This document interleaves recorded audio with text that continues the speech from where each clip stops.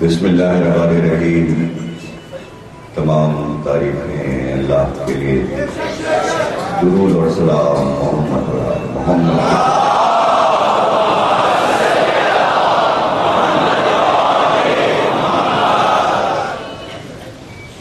1434 ہجری کے شہر ثانی کی چوتھی تقریر دربار حسینی میں تنظیم اعداد اترولہ کی جانب سے آپ حضرات سماعت فرما رہے ہیں۔ شجاعت بنی ہاشم پر ہم گفتگو کر رہے ہیں، اور ابھی اس فلسفے کو سمجھانے کی کوشش کر رہے ہیں کہ طاقت اور شجاعت کا اصل مفہوم کیا ہے۔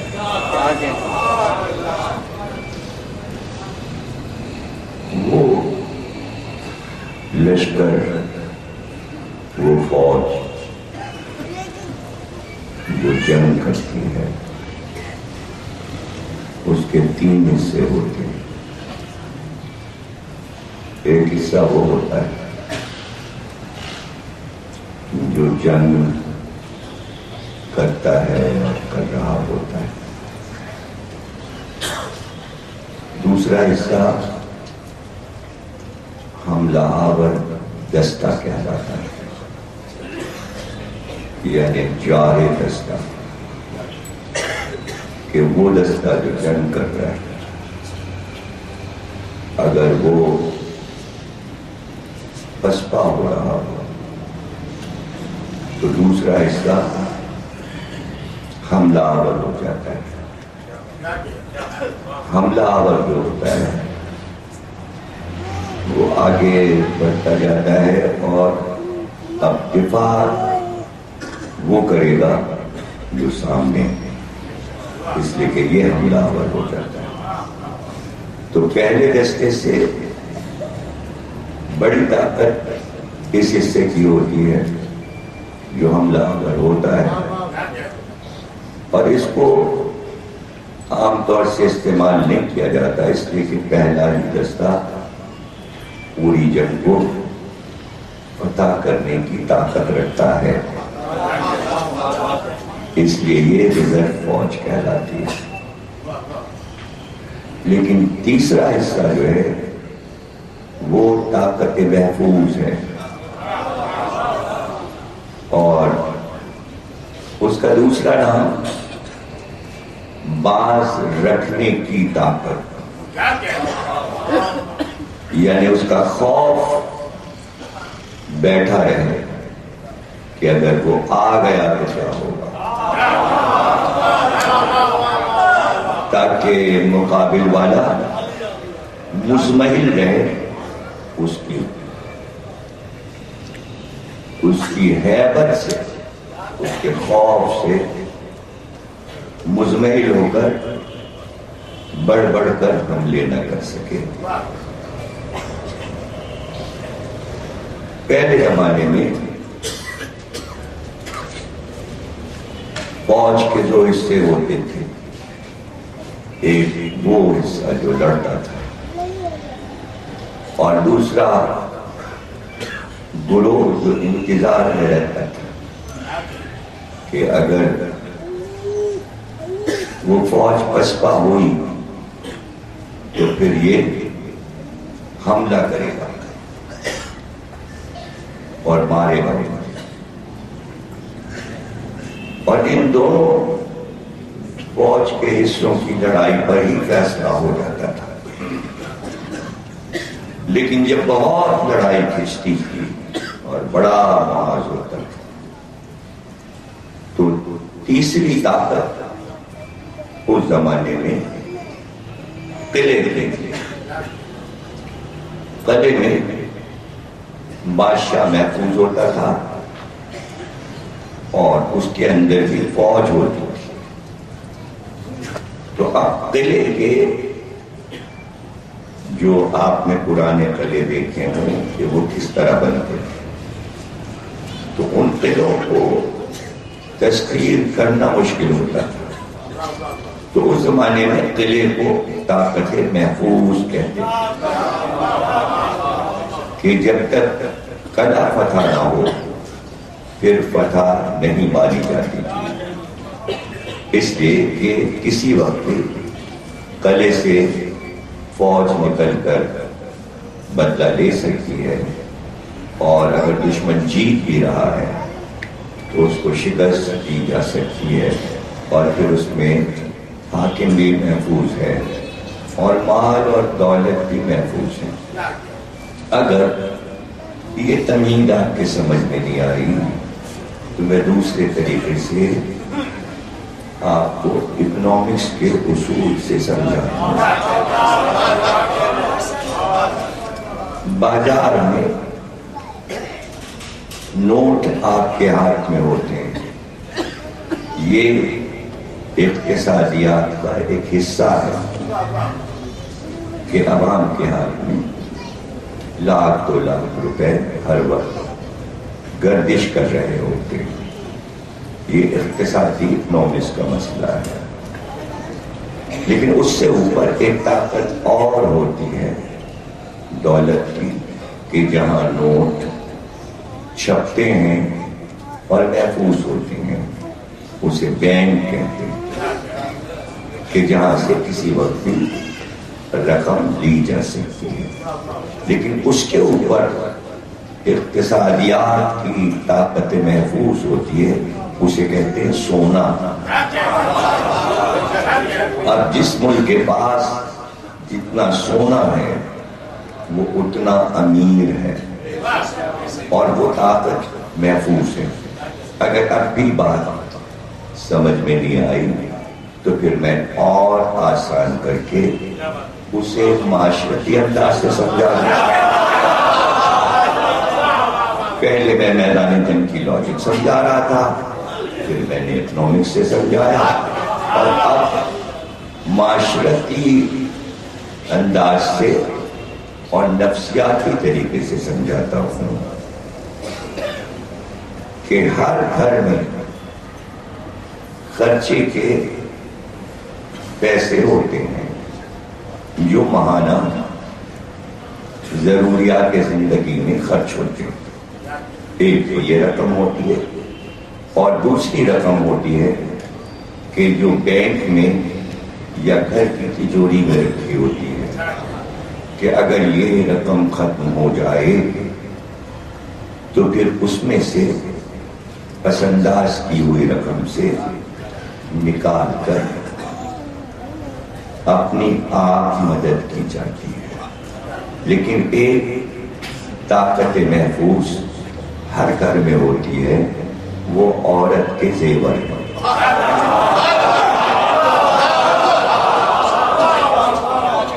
اور جب یہ دونوں طاقتیں ساتھ چھوڑ جائیں، یعنی روزمرہ کے پیسے بھی ساتھ چھوڑ جائیں، خدا نہ کرے کسی کی بات ہو رہی، شیطان کے کان میں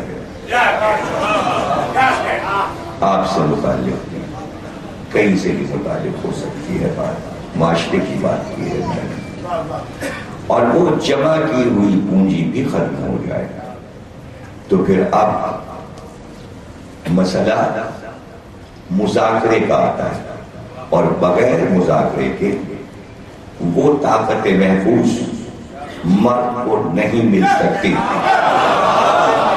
اس لیے کہ عورت اپنی جان سے زیادہ عزیز اپنے زیوروں کو رکھتی ہے، اس کے پاس دلائل ہوتے ہیں.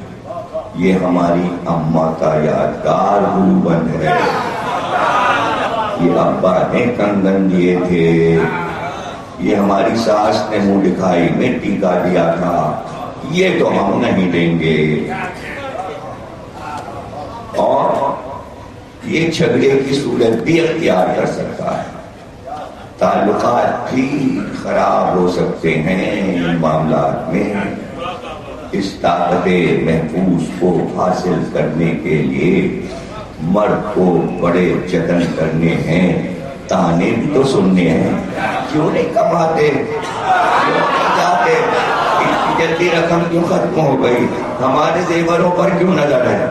यानी ताकत महफूज को महफूज रखने वाली औरत न, वो कितनी ताकतवर है मर्द के सामने कि वो ताकत औरत से तलब कर रहा है। लेकिन शायद एक दो जगह पर औरत भी सैक्रिफाइस करती है और समझौता करती है। अगर सर छुपाने को जगह ना हो तो जाहिर है कि मकान की जरूरत है, तो अब वो जेवर बेच सकती है, इसलिए कि मकान खुद ताकत महफूज बन जाएगा। वरना वो तो उस वक्त अल्ले तल्ले हो जाता, पता ही ना चलता कि 15 तोला सोना कहाँ गया, वो तो दुकान पे जाके गल जाता है। वो सूरत तो नहीं रहती कंगन गुलूबंद और झूमर की, समझ लेना। उसके लिए तो उसकी शक्ल मिटना ही कयामत है। और फिर उसमें टाके अलग गए, बनवाई मिली नहीं, बनवाई के पैसे तो बहुत ज्यादा होते हैं, औरत तो बहुत ज्यादा हो गए, और टाके के पैसे वापस मिलते हैं। और अगर नगीने नकली लगे, पहले जमाने में आमतौर से जड़ाऊ जेवर दिए ही नहीं जाते थे, तो बचते थे ठोस सोने का जेवर। ये तो अब चला है कि आधा तोला सोना और 5 तोले के शीशे लगा दिए, तो बेवकूफ बनाने के कारनामे हो रहे हैं। ये देखिए, पहले जमाने में लड़की वाले अपनी बेटी की मजबूती के लिए 2 चीजें सबसे ज्यादा देते थे, एक सोना और चांदी और एक तांबे के बर्तन। इसलिए कि सोने और चांदी के बाद तांबे की कीमत, सोने से कम चांदी और चांदी से कम तांबा। तांबा भी बहुत महंगा है और चांदी भी महंगी है, सोना बहुत महंगा। तो जितने भी बर्तन दिए जाते थे वो तांबे के होते। ये क्या था? ये बेटी की मजबूती थी कि अगर कभी कोई वक्त पड़ जाए तो पहले तांबा बिके।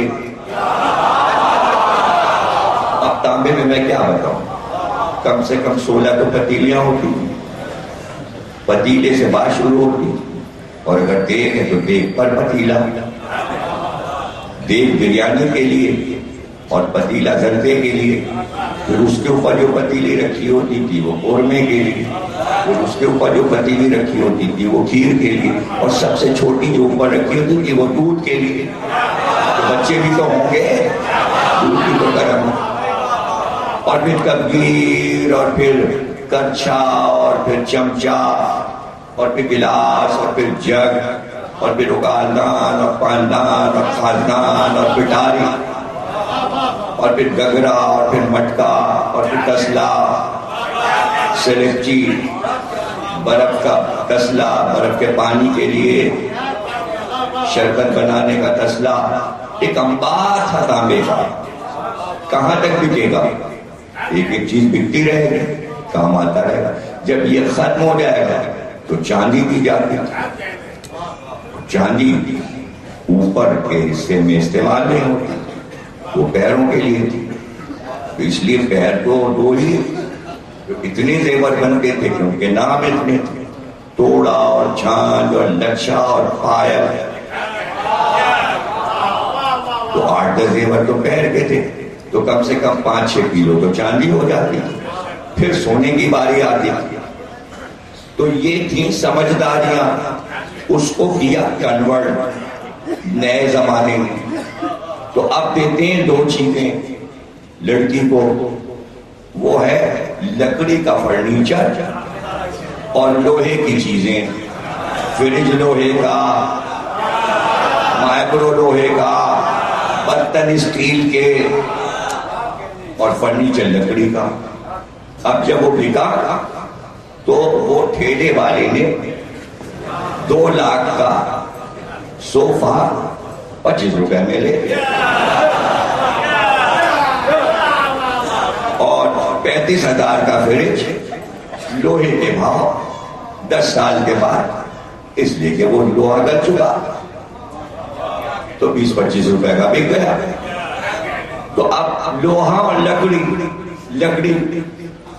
اور لوہا لڑکی کے کام نہیں آیا، یہ بنایا جاپان نے بے وقوف۔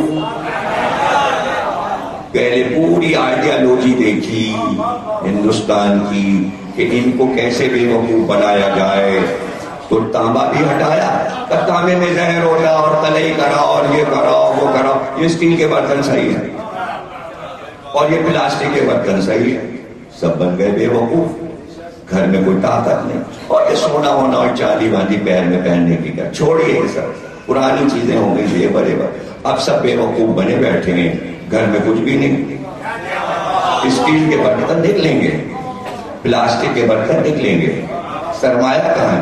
طاقت محفوظ کسی کے باہر ہی نہیں، یعنی وہ طاقت محفوظ بھی امریکہ لے گیا، سارا سونا بٹور کے انگریز لے گئے، اب سونا کسی گھر میں نہیں نکلے گا۔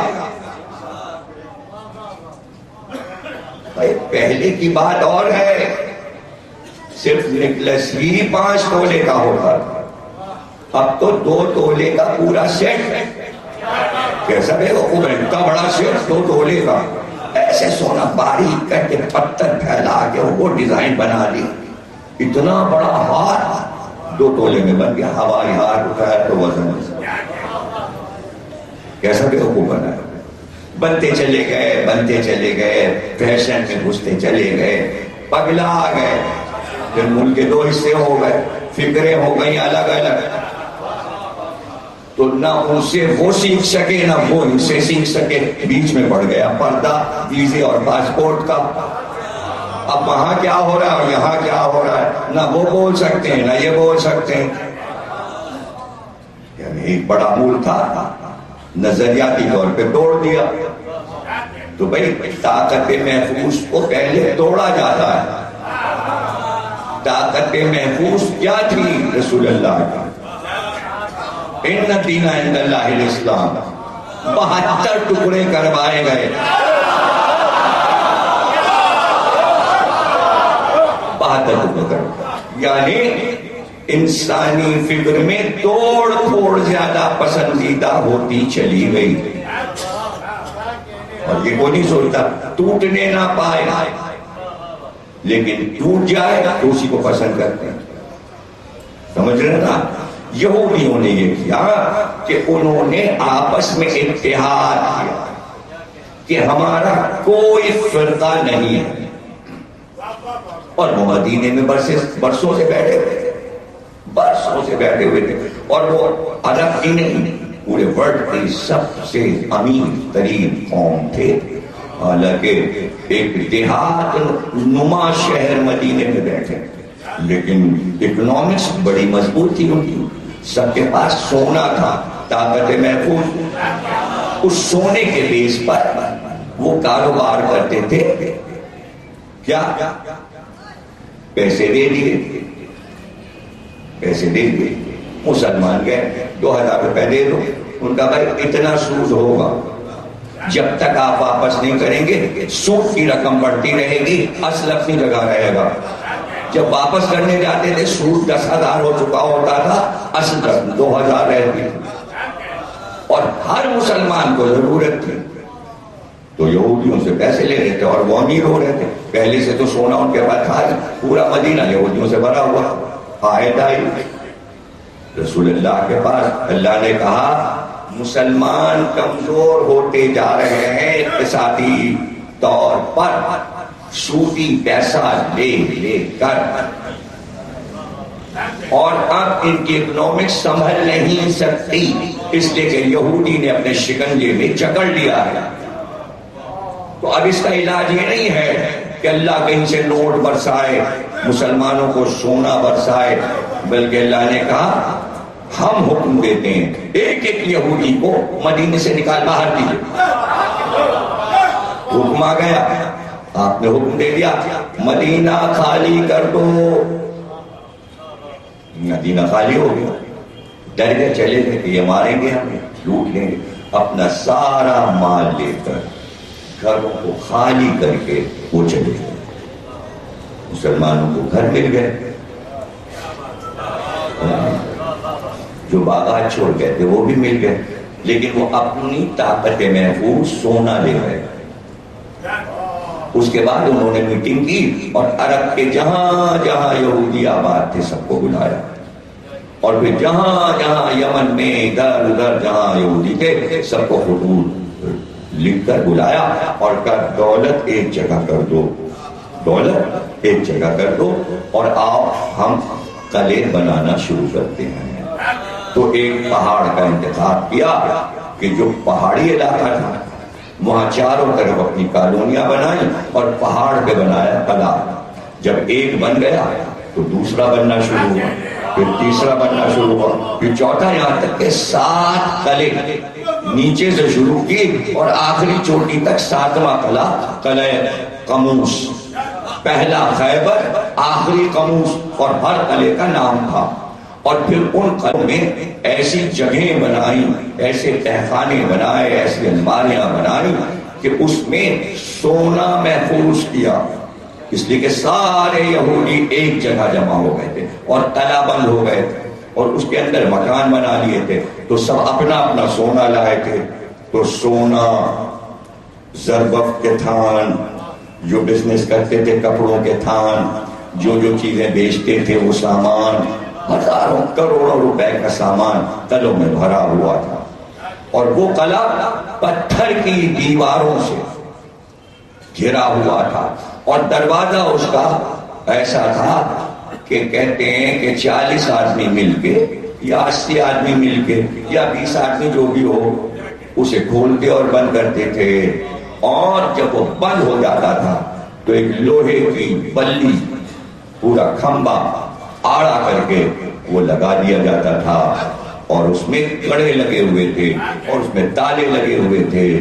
تو اب یہودیوں کے پاس 2 لشکر تھے، ایک وہ جو لڑنے کو تیار تھا، ایک وہ جو جارے تھا کہ اگر لشکر کی شکست ہوئی تو حملہ آور ٹکڑا جائے گا، اور تیسری طاقت یہودیوں کے پاس قلعہ تھا جو ان کی طاقتیں محفوظ تھی۔ کیا مطلب کیا کہاں بابا کر پائیں گے آپ اتنی تمیز سمجھا کے؟ ابھی تو میں ایک طرف اسلام کی طاقتیں محفوظ سمجھا رہا تھا، آپ نے دشمن کی طاقتیں محفوظ کو سمجھا کہاں؟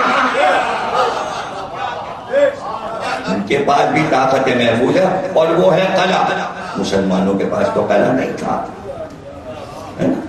اب جناب لشکر پہنچ گیا، لڑائی ہوئی، بھگدڑ مچ گئی، وہ سب آپ کو معلوم ہے، وہ کسی دن تفصیل آنے والی تقریروں میں عرض کریں گے۔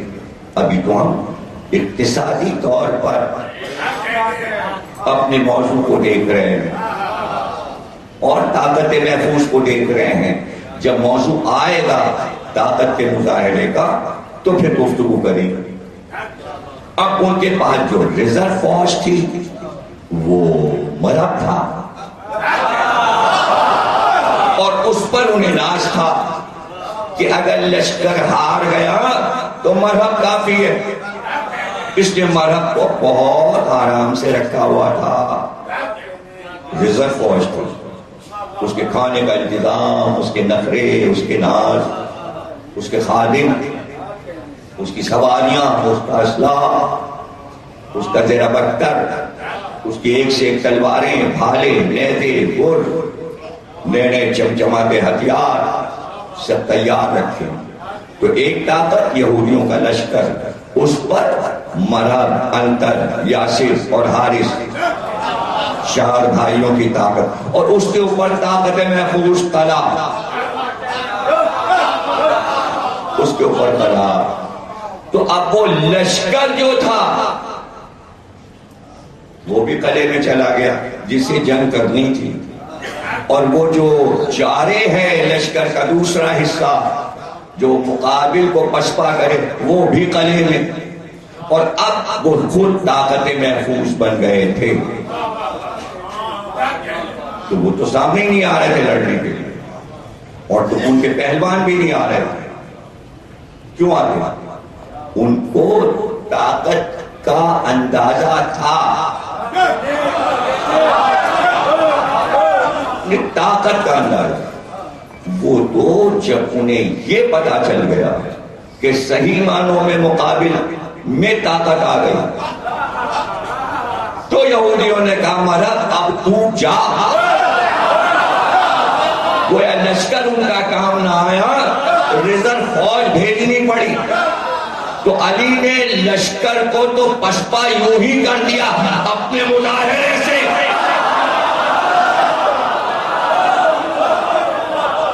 مجھے اس سے پہلے آپ نے پھسپھسی واہ کی تھی، وہیں ہونا چاہیے تھی، بغیر رزلٹ کے۔ ابھی چوتھا دن ہے، چوتھی گنتی تو مبارک ہوتی ہے۔ اب مشکل ترین دور 3 تقریریں تو گزر گئی، اب تو ہم 5ویں کی طرح پڑھ رہے ہیں نا، اس لیے ذہنوں کو ذرا کھلا تو رکھیے۔ تو ایک تنہا نے، وہ تنہا کون ہے؟ وہ رسول کی طاقت محفوظ ہے۔ اب اللہ نے حکم دیا ہے کہ طاقت محفوظ کو استعمال کیجئے۔ کیوں؟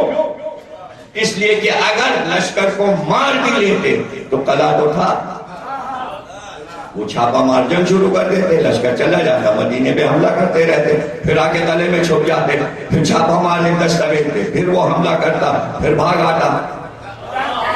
تو بھائی فساد کی جڑ تو رہتی، 7 قلعے تھے، اس کے اندر وہ محفوظ تھے، ان کا مال بھی محفوظ تھا، ان کا سونا بھی محفوظ تھا، تو اقتصادیات کا بھی حصہ محفوظ ہے، اور جسمانی طاقت کا حصہ بھی محفوظ ہے۔ کاہے تو ایسی خیبر آپ نے سنی ہوگی، اور ابھی کون پڑھ رہا ہے خیبر؟ ابھی تو پس منظر بتا رہے ہیں، طاقت کا پس منظر تو سمجھ لیجئے تب کہیں آخری تقریر میں ہو سکتا ہے خیبر سنا ہو، ابھی کہاں؟ آپ کو اس طرح خیبر سنائی جاتی ہے، اور کیا اس طرح آپ سنیں گے خیبر؟ یہ تو آپ کو 10ویں 9ویں تک تیاری کرنی کہ ہمیں خیبر سننا ہے، اس لیے کہ بنی ہاشم کی شجاعت میں سنہرا دن آتا ہے۔ وہی تو سنہرا دن ہے، وہی تو تاریخ کا سنہرا ورق ہے۔ تو مرحب کو پچھاڑ دیا، یہ بچپن میں بچے کو بتا دیتے، وہی لفظ میں نے استعمال کر لیا، بڑی سی تعریف تھوڑی بڑی۔ کیا ہے دوسرا؟ ارے ہاں وہ والا پڑھو، ہاں للکار کے مرحب کو پچھاڑا کس نے؟ للکار کے، دھوکے سے نہیں۔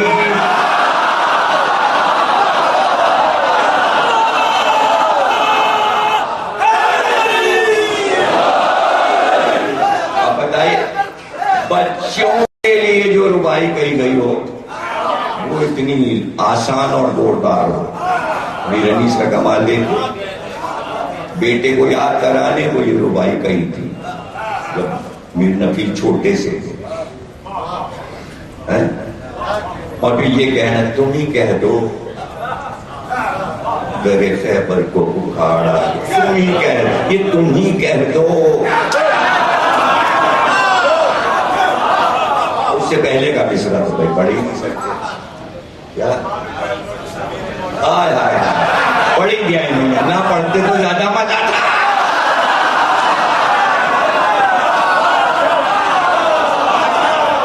نہ پڑھنے بھائی وہی مصرع تو ربائی کا طاقت محفوظ ہے۔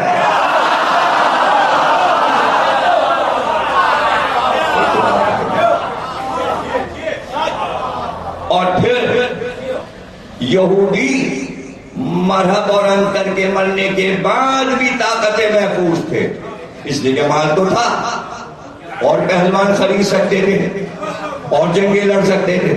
اب سمجھ میں آیا کہ علی نے خیبر کا دروازہ کیوں توڑا. یہودیوں کی طاقت محفوظ پر علی نے حملہ کیا تھا.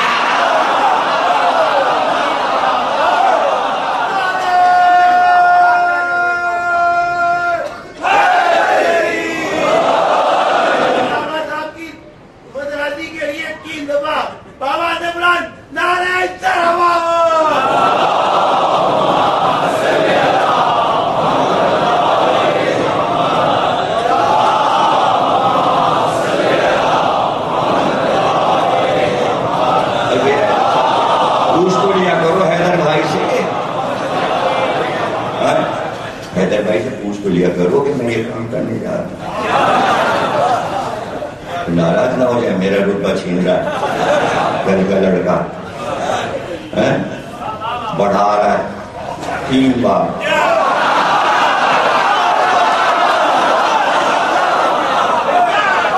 تو یہودیوں کی طاقت محفوظ کو ختم کیا گیا اور پھر سرکار کی وہ زندگی, ظاہری زندگی تک پھر وہ یہودیوں کی طاقت عرب سے ختم ہو چکی تھی.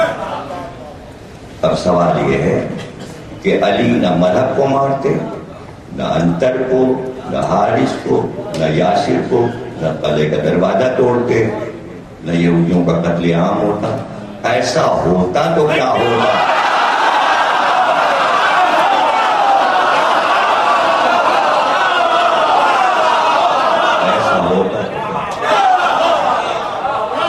دور بھگا دیا علی, اتنی دور کہ انہیں سوچنا پڑا. وہ دعوے دار ہے. آپ جب اٹلانٹا جائیں جارجیا تو وہاں کی یونیورسٹی میں ایک پورشن ہے یہودیوں کا اور بہت بڑا ہال ہے, شوکیس ایک بہت بڑا رکھا ہوا ہے. اس پہ پوری دنیا کا نقشہ یہودیوں نے بنایا کہ ہم پوری دنیا پہ حکومت کرتے تھے.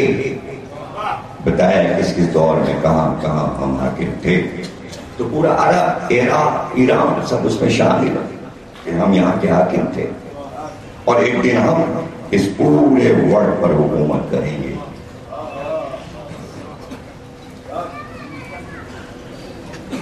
تو وہاں جو ملازم تھے وہ ہمارے ساتھ جو قرضدار ماتمدار بچے گئے تھے ان سے کہا بھائی یہ کون ہے؟ ان کا ہی ہمارے پروفیسر ہیں, ریسرچ کرتے ہیں. کہیں گے ایک چیز کو بہت غور سے دیکھ رہے ہیں, بہت غور سے دیکھ رہے ہیں. تو میں نے غور کیا, یہودی بکھر گیا دنیا میں, بکھر گیا. کچھ روس میں, کچھ ادھر, کچھ امریکہ میں, کچھ عرب میں, کچھ. اب 47 میں 2 ملک بنے, پاکستان ایک اسرائیل. تو پھر ان کو سب جگہ سے جمع کر کے ایک جگہ فلسطین میں اکٹھا کیا جانے لگا. کیوں؟ اس لیے کہ عیسائیوں نے سوچا کہ اگر انہیں خطہ نہیں دیتے تو یہ جہاں ہیں کسی وقت بھی ہمارا ملک ہاتھ سے نکل سکتا ہے. اس کے پورے ورلڈ سے کھینچ کر لے جا کے اسرائیل میں جمع کر دیا. نہیں سمجھے, انگریزوں نے مسلمانوں کے لیے ایک طاقت محفوظ بنا دی.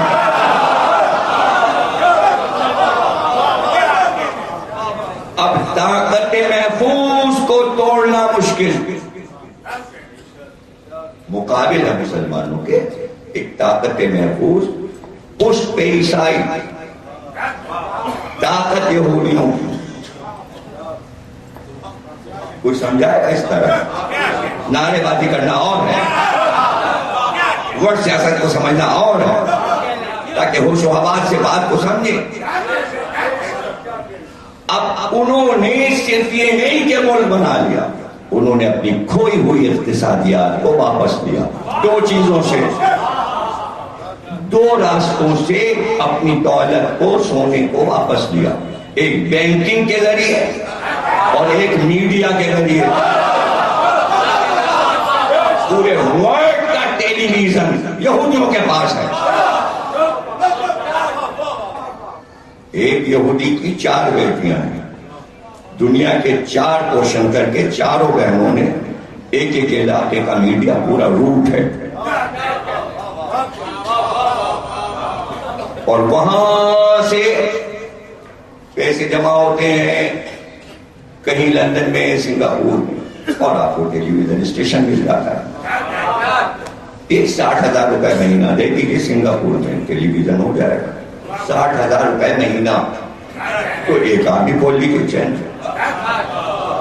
اب ان پر کوئی اور لوگ بیٹھ گئے, ان پر کچھ اور, اور پھر ان پہ کچھ اور. اب جو کام کر رہے ہیں کیمرہ لیے اور یہ اور وہ اور سڑکوں پہ, ان کو کچھ پتہ نہیں ان پہ کون ہے, ان پہ کون ہے, ان پہ کون ہے, اور ان پر کون ہے.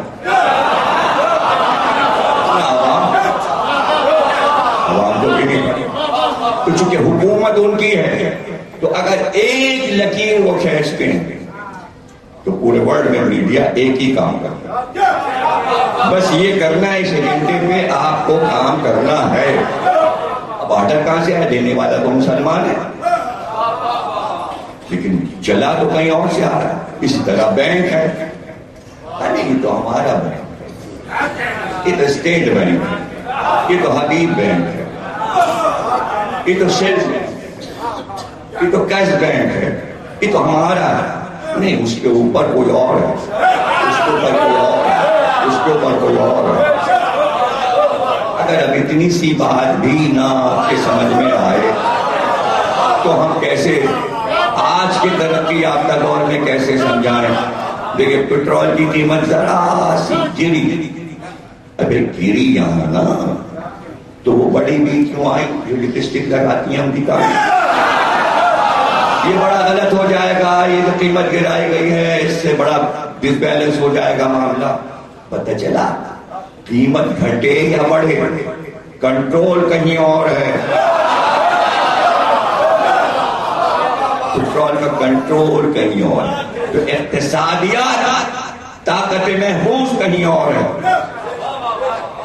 تو اگر کوئی یہ سمجھ رہا ہے کہ مسلمان کے پاس طاقت محفوظ اقتصادیات یا میدان جنگ کی ہے تو وہ خواب میں سو رہا ہے. اگر ایسا ہوتا تو حدیث میں یہ نہ آتا کہ جب امام ظہور کریں گے تو دنیا کا سارا اسلحہ خاموش ہو جائے گا.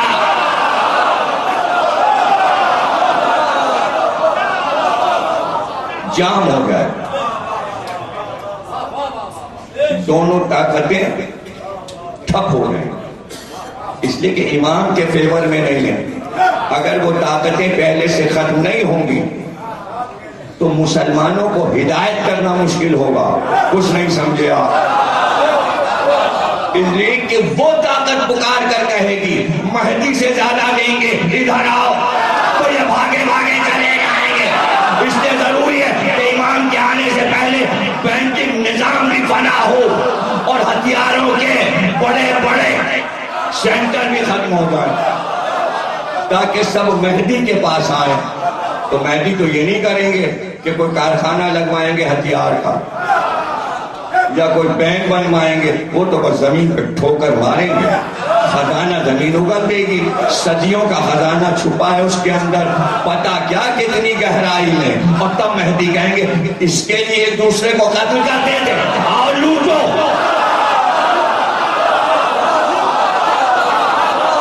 لوٹو. آپ بھی نہیں سمجھا. آیا یہودیوں کی طاقتیں محفوظ, مسلمانوں کی طاقتیں محفوظ, لشکروں کی طاقتیں محفوظ. ذکر آ گیا امام مہدی کا, جملہ سن لو, اللہ کی طاقتیں محفوظ.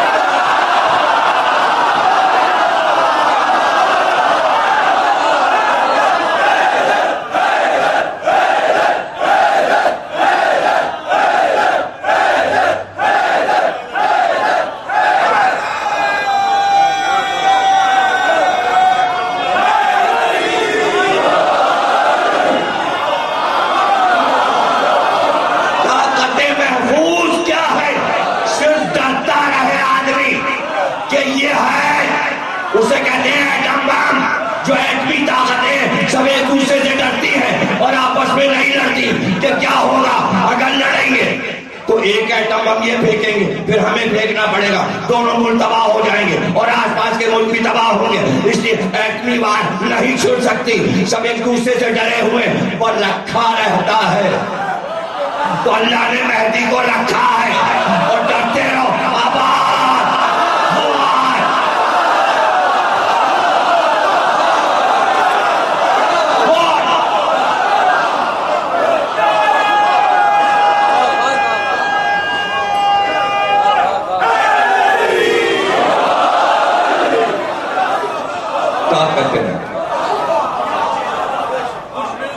طاقت محفوظ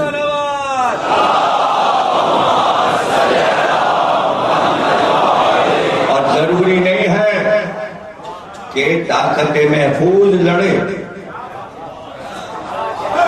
ابھی تو مثال بھی ضروری نہیں ہے کہ ایٹم بم پھینکا جائے، رکھا ہے بنا، کروڑوں ڈالر میں ایک ایک بنتا ہے، اس لیے کہ دنیا کی سب سے قیمتی چیزیں اس میں ہوتی ہیں، پلاٹینیم اس میں، یورینیم اس میں، جواہرات اس میں، سونا اس میں، آسان تھوڑی ہے اس کا بننا، اور اس کے پیٹ میں جواہرات اور سونا اور تباہی، اللہ اکبر۔ پتہ چلا دنیا کی دولت جن انسانیت کو تباہ کر دیتی ہے، ایٹم بم بتا رہا ہے، اور اللہ کی طاقت محفوظ زمین کو ٹھوکر مار کے کہہ رہی لے جا۔ انسانیت کا لہو پی رہی ہے بیٹھی ہوئی، اور وہ اللہ کا نمائندہ انسانیت کے لیے فلاح و بہبود کے کام کرے گا۔ اسے کہتے ہیں انسانیت کو بچانا، اور وہ ہے انسانیت کی تباہی۔ یہ تو سب چھوٹے موٹے کیسز ہیں، وہ جس طرح چاہیں آپ سے کام لے لیں، جس طرح چاہے کام لے لیں، وہ آپ سے کہہ دیں کہ اپنے بھائی کو مارو، دولت لے لو، تمہیں پتا ہے آپ انکار کر دیجیے نہیں ہم ایسا کام نہیں کرتے، دوسرے وقت وہ آپ کو پکڑ کے لے جائیں گے، ایسا انجیکشن لگائیں گے کہ آپ کو دیکھو کام کر دیجیے۔ اب تو انہوں نے ایسی ایسی چیزیں ایجاد کر لی ہیں کہ آپ سوچ ہی نہیں سکتے، تو آپ محفوظ کیسے رہیں گے؟ کیسے محفوظ رہیں گے؟ اس دن کے لیے چاروں پل اترے تھے کہ ورد کرو، ورد کرو۔ بھائی بچوں کے لیے اترے تھے، اللہ نے چاروں پل بھیجے کہ حسن حسین کے گلے میں ڈال دیجئے، صرف اس لیے نظر نہ لگے۔ بھائی نظر تو ہے، آپ اچھے کام کریں گے نظر لگے گی، تو نظر تو اتاری ہے، نظر تو اتاری ہے، نظر تو لگ رہی ہے نہیں، تو آپ نظر اتارتے رہیے اور پھینکتے رہیے اتار کے۔ تو اب یہ جو کچھ ہو رہا ہے یہ چھوٹے موٹے کام ہیں، ہم کو بڑے لگ رہے ہیں، ان کی نظر میں یہ چھوٹے چھوٹے ہیں۔ ہر ملک میں یہ کام کیا ہوا ہے، ہر اسلامی ملک میں۔ کاش کہ ہمارے عقل مند جو کہلاتے ہیں دانشور، وہ یہ بات سمجھ سکتے کہ اسلامک ملکوں میں انہوں نے یہ کام کیا ہے، اور انڈیا اسلامک تھوڑی ہے، ہندو ملک ہے، وہاں پیار بانٹ رہے ہیں، اور مسلم ملکوں میں لڑو مرو لڑو مرو، ہتھیار لو لڑو مرو، شام میں لڑو مرو، لیبیا لڑو مرو، مصر لڑو مرو، یمن لڑو مرو، بحرین لڑو مرو۔ ارے کوئی بچا؟ چھوٹا ملک برما بھی تو نہیں بچ رہا، پر لڑو اور مرو، آپس میں لڑے جاؤ، مرے گا، اور پڑوسی ملک آپ کے اور خدا آپ کے سامنے۔ اتنی سی عقل نہیں ہے کہ انڈیا کو پیار کیوں دے رہا ہے اور ہمیں پیار کیوں نہیں دے رہا؟ کیوں؟ اس لیے کہ اپنے کو طاقت محفوظ اس نے بنا لیا۔ کیا اوباما نے جا کے کہا ہمارے بچوں کو نوکریاں دیجئے؟ آپ دنیا سے کہہ رہے ہیں ہمیں نوکری دو، اور سپر طاقت اس سے کہہ رہی ہے کہ بچوں کو کمپیوٹر میں جگہ دیجئے ہمارے امریکنز کو۔ نے کہا یہ جاب دیتے ہیں، آپ یہاں کیوں آئیں گے؟ یہاں تو آتے ڈرتے ہیں، کوئی نہیں آتا، اعلان آ جاتا خبردار کوئی نکلے نا، فلاں دن تو نہ نکلے، اور اتنے گہرے پہرے میں کہ تھک جاتا ہے آدمی چلتے چلتے، ویزا لینے جائیے، ایک بس پہ بیٹھے پھر اترے، پھر ایک گاڑی پہ بیٹھے، پھر وہ چلنا شروع ہوئی، چلتے چلتے چلتے چلتے جانے کہاں ایک جنگل میں جا کے اتار کے، پھر وہاں جھاڑیوں کے بیچ میں ایک بلڈنگ بنی اور اس کے اندر سب ملکی بیٹھے اور ایک بڈھا شیشے سے نظر آ رہا ہے، وہ سب کو چلا رہا ہے، وہ اوکے کر دے تو ویزا ہے، ورنہ زیادہ تر لوگوں کو روتے ہوئے دیکھا نکلا، آنسو ہے، بڑے ارمانوں سے آئے تھے، تیرے پوچھے سے یہ وہاں مناظر ہوتے، باہر بیٹھ کے سب ڈھاڑے مار مار کے روتے ویزا ویزا ویزا ویزا، کہاں ہیں اور کدھر ہیں ہم کیوں نہیں سوچ رہے؟ ہم خیبر کو چھپا رہے ہیں۔ علی نے اس طاقت محفوظ کو توڑ دیا تھا، آگے والوں کا کام تھا کہ بکھرے ہوئوں کو جمع نہ ہونے دیتے، موقع دیا اور موقع دیے جا رہے ہیں، موقع دیے جا رہے ہیں، موقع دیے جا رہے ہیں کہ کوئی بولنے کو تیار نہیں ہے، تو آواز ضروری ہے۔ آواز کہاں سے آئے گی؟ اس لیے کہ آپ نے سوچ کی طاقت محفوظ نہیں بنائی، افکار کی طاقت محفوظ نہیں بنائی، اسے کیا کہتے ہیں؟ تھنک ہوتا ہے نا ملک میں، یہاں کا کہاں ہے؟ تھنک ہے، فکر کا قلعہ محفوظ ہے، اس لیے کہ کوئی آواز یہ نہیں کہتی مل جاؤ، الگ الگ اپنے بارے میں سوچو، الگ الگ۔ کیا ایسا نہیں ہو سکتا کہ پاکستان کے سارے ڈاکٹرز ایک جگہ جمع ہو جائیں اور کہیں آؤ ہمیں مار ڈالو، اکٹھا مار ڈالو، اور یا پھر حکومت یہ طے کرے کہ یہ ڈاکٹر کب تک مرتے رہیں گے، اور یا پھر حکومت ہی اعلان کر دے سارے میڈیکل کالج بند، اب کوئی پاکستان میں ڈاکٹری نہ پڑھے۔ ارے کوئی ایک فیصلہ تو ہو، اسی کو کہتے ہیں تھنک ٹینک۔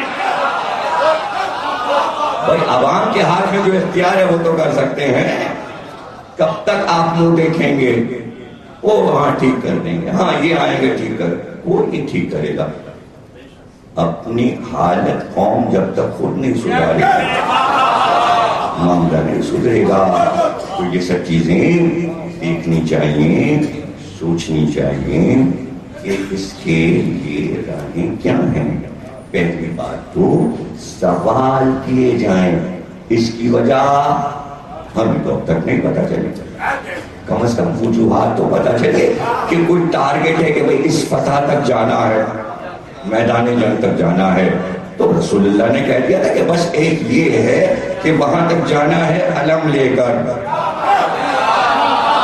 اب آگے کا کام تو تمہارا ہے، تو اگر فکر نہیں ہوگی تو کام ہوگا کیسے؟ تو علی نے بتایا کہ وہ علم لیا ہے، گھوڑے پہ بٹھایا ہے، اب آگے کیا کرنا ہے یہ علی نے بتایا۔ سوچ تو ہو، تو علی نے جا کے یہ علم کو پتھر میں گاڑ دیا۔ یہ کیا تھا؟ یہ طاقت محفوظ کا مظاہرہ تھا، اس لیے کہ کسی کو پتا ہی نہیں تھا کہ لوہا پتھر میں گاڑا جا سکتا ہے یا نہیں۔ تو وہ سمجھ گئے کہ جو پتھر کا جگر شق کر سکتا ہے، اس کے لیے مرہم کیا ہے، اس کے لیے مرہم کیا ہے۔ ہاں تیار کر کے بھیجا، اسے تیار کیا، ذرا پتھر بنایا، اوپر سے دکھایا نظارہ کہ دیکھ یہ آیا ہے، یہ آیا، تو تیور بھی دیکھ لیے، تیور بھی دیکھ، اور پھر ایک ایک کر کے سب آتے گئے اور ختم ہوتے گئے۔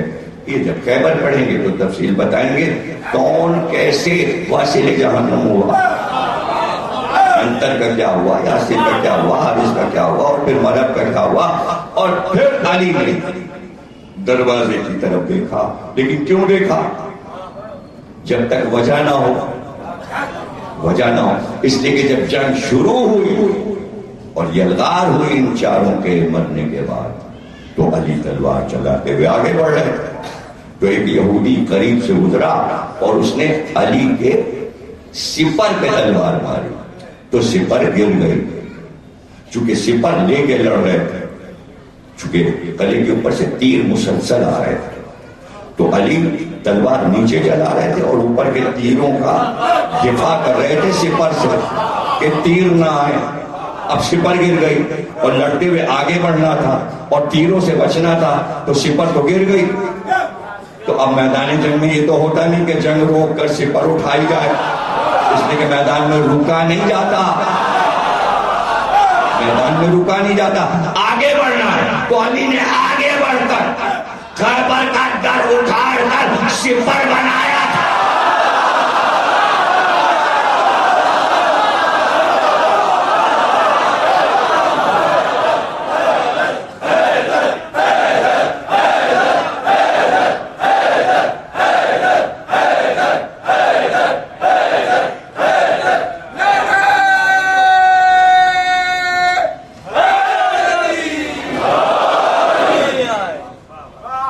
اب یہ کیسے پتا چلے کہ طاقت محفوظ کی عظمت کیا ہے، عظمت کیا ہے؟ اور سمجھ لیجیے کہ حسین کے پاس طاقت محفوظ عباس ہے. بس ضروری نہیں کہ وہ مظاہرہ ہی کریں جنگ کا. اب یہاں سے اس آئیڈیالوجی کو سمجھ لیجیے جو میں بار بار پیش کر رہا ہوں کہ جب طاقت محفوظ ہو تو اب جو بھی سپاہی جا رہا ہے اس کی شجاعت کئی گنا زیادہ بڑھ جائے گی، اس لیے کہ بہت بڑی طاقت اسے دیکھ رہی ہے. حسین نے جس کو اجازت دی، وہ علی اکبر ہوں یا اون محمد ہوں یا زہر قین ہوں یا حبیب ہوں یا مسلم کے بچے ہوں، وہ اس لیے بے جگری سے لڑ رہے تھے کہ پشت پہ طاقت محفوظ عباس آ. اتنی محنت پہ اگر اتنا اچھا نقطہ ضائع کر دیا تو آگے گفتگو کیسے ہوگی؟ اس لیے کہ ہماری ساری گفتگو اختتام پذیر کربلا کے فضائل پر ہوگی، مصائب بعد میں ہوں گے. کربلا کے فضائل، اس لیے کہ بنی ہاشم کی شجاعت، تو اتنے بنی ہاشم کبھی جمع ہی نہیں ہوئے سوا کربلا کے. تو موضوع تو یہاں شباب پر آ رہا ہے، تو صرف مصائب پہ کیسے بات ختم ہو جائے؟ تو طاقت محفوظ. اب پھر سمجھیے، شروع سے جو کہہ چکا اسے پھر دوہرا رہا ہوں کہ مقابل کا لشکر جب اسے پتا ہوتا ہے کہ سامنے والے کے پاس ایک طاقت محفوظ ہے تو ہر سپاہی مزمحل ہو جاتا ہے. جب تک لشکر یزید کو یہ یقین تھا عباس ہے، وہ بے دلی سے لڑ رہے تھے کہ اگر عباس آ گئے تو کیا ہوگا.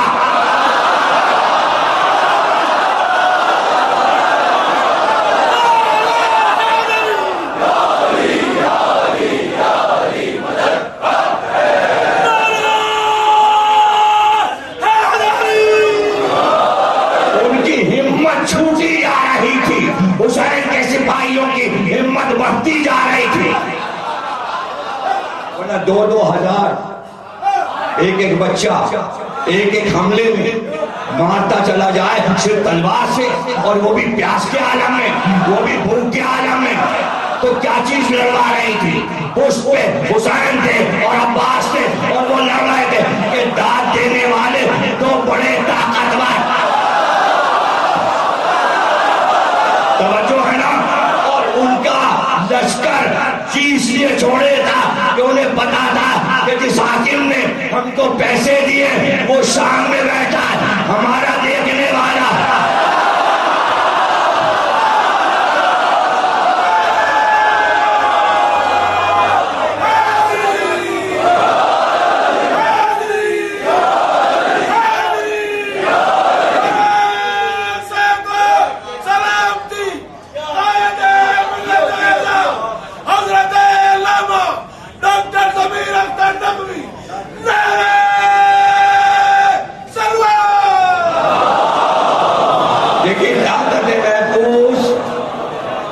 اس سے خوف کا یاد ہے. خوف کیسا خوف؟ جب تک ظاہر نہ ہو کہ خوف کیا ہے. جس کے پاس طاقت ہوتی ہے وہ اطمینان سے سوتا ہے، اطمینان سے سوتا ہے. طاقت محفوظ کا خوف ہے، یہ حملہ نہیں کر سکتے. اس لیے شعر پڑھا حسین نے عباس کے لیے کہ اب جو آنکھیں سوتی تھی وہ جاگیں گی، اور جو جاگتی تھی تیرے خوف سے اب سوئیں گے. پتہ چلا پورا آیا عباس کے خوف میں، رات تو سونا نہیں.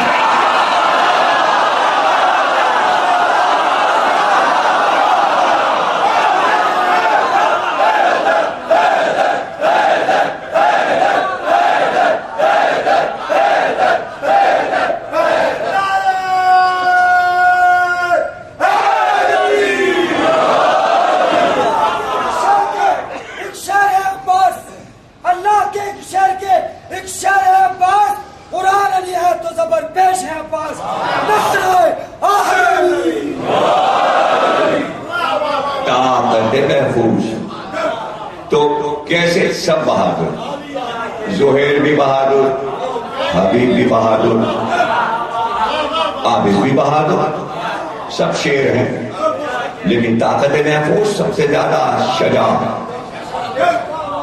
کیسے پتا چلے؟ ضروری نہیں کہ وہ لڑتا تو پتا چلتا، نہیں پتا چلنا چاہیے. تو اب زہیر نماز کے بعد سامنے اور تیر آ گیا، تو بڑھ بڑھ کے جدھر سے تیر آتا تھا زہیر اپنے اوپر روکتے تھے کہ تیر حسین پر نہ جانے پائے. اچھا زہیر کامیاب ہو گئے، ایک تیر بھی حسین کو نہیں لگنے دیا اور نماز ہو گئی. صحیح زہیر 3 آدمی آگے کھڑے ہو گئے نماز کے، اور جدھر سے تیر آتا دوڑ کے سینے پہ دیتے، جدھر سے تیر آتا دوڑ کے سینے پہ دیتے. تو ادھر حسین نے سلام پھیرا، ادھر شہید گرے. تو تیر تو نہیں آنے دیا نا، بچا لیا نا حسین سے، پوری نماز ہو گئی. عباس بھی تو نماز پڑھ رہے نا.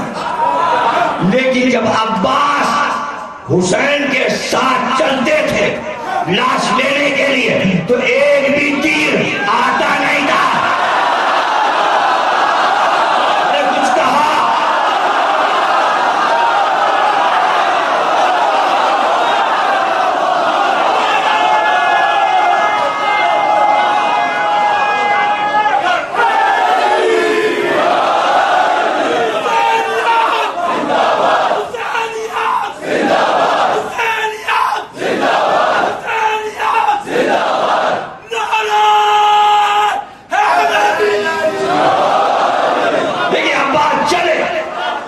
سب کی کمانیں بند کھا گئی، تیروں نے منہ موڑ لیے. کیوں؟ اس کے کہ تیر میں ایک فن ہے، تیر جب تک نہیں چلایا جا سکتا جس پہ چل رہا ہو پہلے اس پہ نظر ڈالنا ضروری ہے. پورا لشکر عباس کو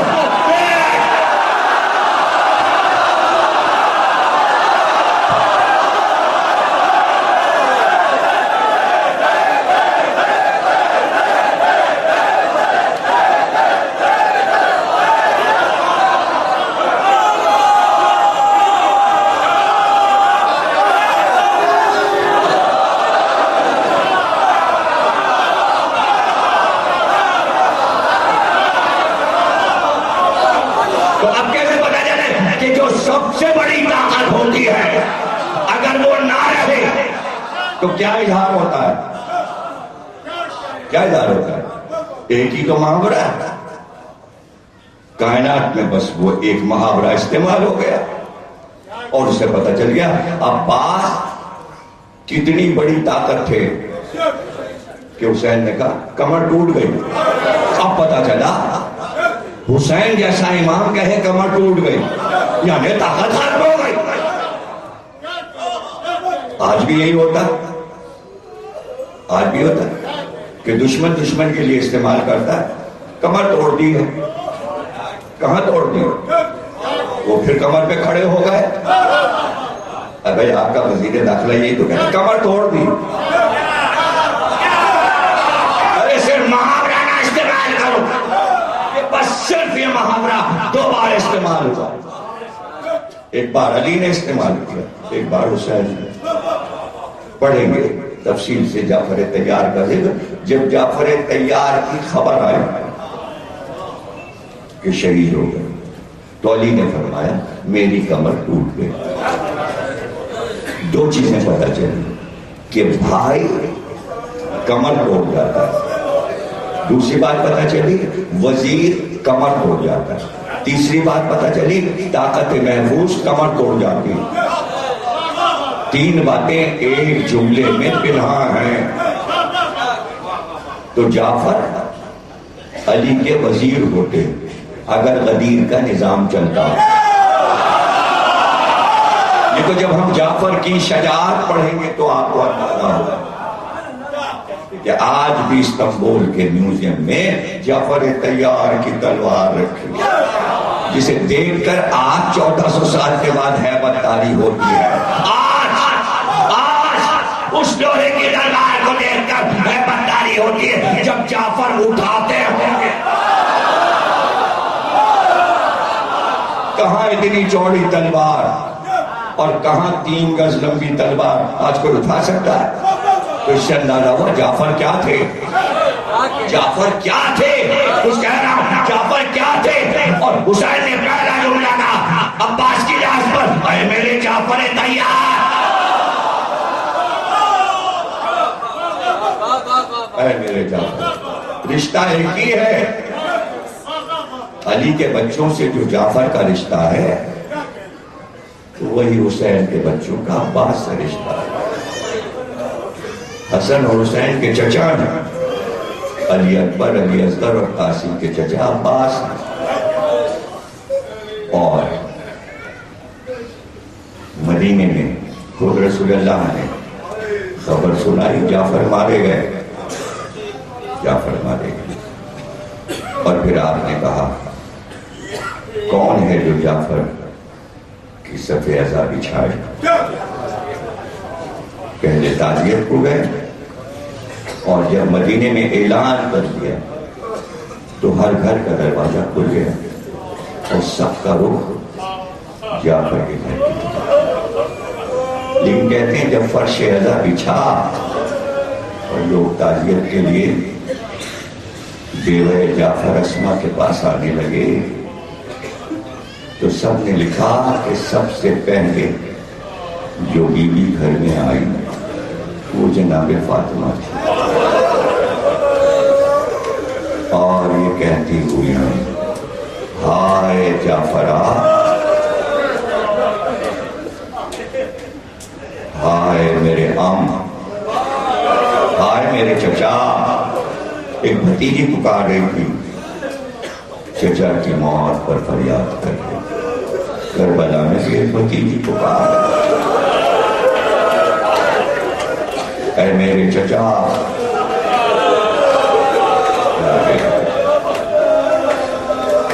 جب عباس چل رہے تھے 10 دن آپ مسلسل سن چکے ذاکروں سے، دہرانا نہیں ہے. پھر جملہ کہا تھا حسین نے اے سکینہ بی بی چچا کو مشق لے کر بھیج تو رہی ہے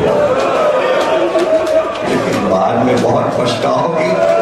اب چچا نہیں ملے گا، اب چچا ہاتھ نہیں آئے گا. ہاں سچ ہے. پھر سکینہ کو چچا بہت یاد آیا.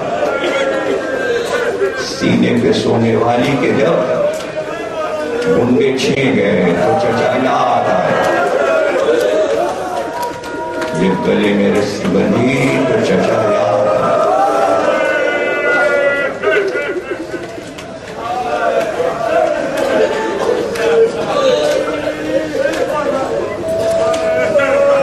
سن چکے آپ کہ کربلا سے نیزے پر سر چلے، جب نیزوں پر سروں کو رکھا گیا اور اٹھا کر چلے، جیسے ہی عباس کا سر نیزے پہ رکھا گیا، نیزے کی نوک سے عباس کا سر زمین پہ گر گیا۔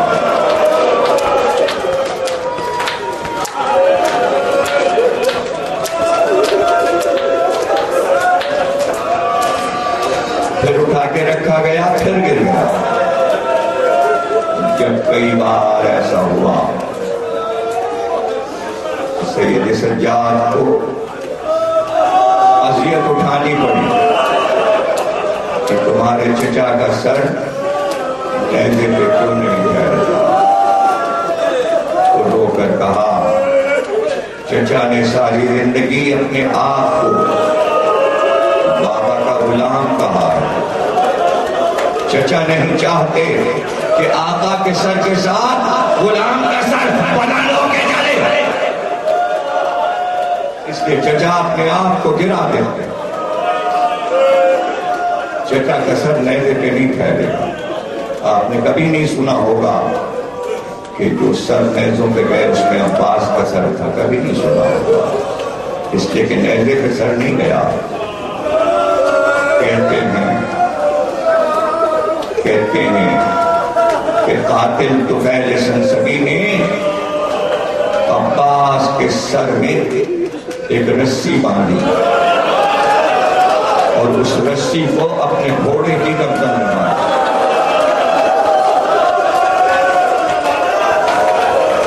ہائے، جب گھوڑا تیز دوڑتا تو کبھی گردن اس کے اوپر ہوتی، کبھی نیچے، لیکن راوی کہتا ہے کہ پورے راستے گھوڑے نے اپنے سر کو اٹھائے رکھا، کیسا نہ ہو عباس کا سر زمین سے مس ہو جائے۔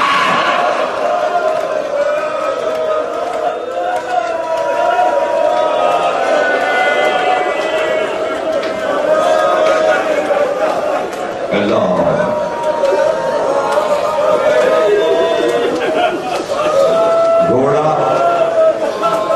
گھوڑا عباس کا تھا، جس پر عباس سوار ہوں وہ مرتجز آج دیکھ رہا تھا کہ میرے مالک کا سر میرے گلے میں، آنکھ سے اس کے آنسو جاری۔ یہ گھوڑا جا رہا تھا کہ حاکم کو پیش کیا جائے۔ کہتے ہیں جب شام میں عباس کے گھوڑے کو لائے تو ایک جگہ قید کر دیا گیا حاکم کے حکم سے کہ جب تک یہ ہم کو سواری نہ دے اس کو باندھ کر رکھو، اور وہ گھوڑا بندھا رہتا، لیکن رات کو کبھی سر پٹکتا، کبھی قدموں کو پٹکتا، اور رات اس کی آوازیں بلند ہو جاتی، آوازیں بلند ہو جاتی۔ اس کی وجہ یہ بتائی گئی کہ جیسے ہی رات ہوتی سکینہ کے رونے کی آواز،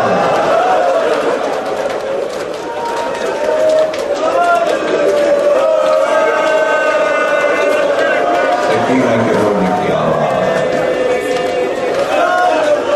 اور پھر ایک دن جب سکینہ کے رونے کی صدائیں بلند ہوئی، تقریر ختم ہوئی، ایک بار مرتجز نے رسیاں توڑائی اور بھاگ کر زندان شام کے دروازے پہ جا کر اپنے سر کو مارا اور سر کو جھکایا۔ ادھر سے سکینہ دوڑتی ہے، کہا پھوپھی ماں کیا چچا باز آ گئے؟ بات ابھی غصہ ہے۔